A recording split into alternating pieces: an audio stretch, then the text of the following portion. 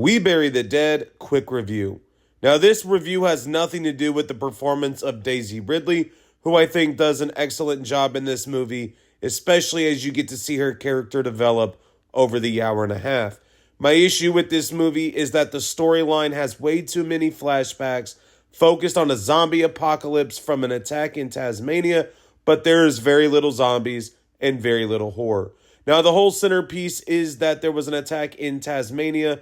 There's a group going in to help search and see if anybody is still alive and really clear the cities after the attack.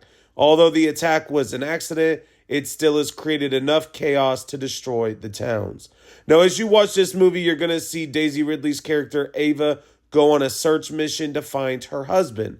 And this is where I believe the issues come into play. We are not given a lot of detail on their relationship, except we do get some flashbacks that try to bring you into the situation, but it ultimately leaves you without a point of access until the very end.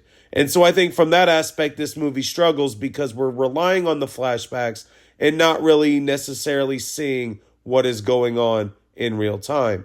Now, Regal billed this movie as a horror movie for its mystery movie, and I have to say, if you are somebody that gets scared from this movie, you should never see a horror movie in your life. Although it reminds me of a 2025 version of The Walking Dead, the zombies or the people affected by the attacks are very little. Although they are there, the one thing that you will have is a lot of teeth chattering, which does get annoying at times. But the focal point of this movie really struggles because the plot is not easily bought into.